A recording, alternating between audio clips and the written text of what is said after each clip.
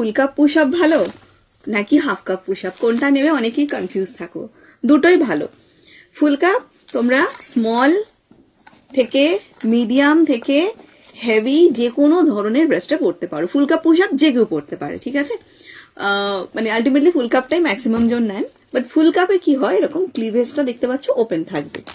Half cup push up শুধুমাত্র medium ব্রেস্টের জন্য, কিন্তু হাফ কাপে ক্লিভেজ ওপেন কিন্তু থাকবে না, মাঝখানটা দেখো কভারেজটা কিন্তু বেশি পাচ্ছ।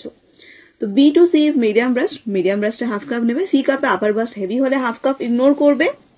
আর এখন তোমরা ডি কাপেও হাফ কাপ পেয়ে যাচ্ছ, দেখতে পাচ্ছ সামনেটা কিন্তু কাটিংটা কতটা কম রয়েছে। তো এটা অবশ্যই ডিতে আপার বাস্ট হেভি হলে ইগনোর করবে, কারণ হাফ কাপ আপার পোর্শনটা হেভি, যাদের বাল্কি হয় তারা পড়লে ওভারফ্লো হয়ে যায়। আদারওয়াইজ যাদের আপার পোর্শন খুব একটা বাল্কি নয়, হাফ কাপ পড়তে পারো, খুব সুন্দর শেপ পাবে। ফিনিশিং কিন্তু কভারেজ বলো ফিনিশিং বলো ফুল কাপের থেকে আমার মনে হয় বেটারই পাবে, কিন্তু শুধুমাত্র মিডিয়াম ব্রেস্টে।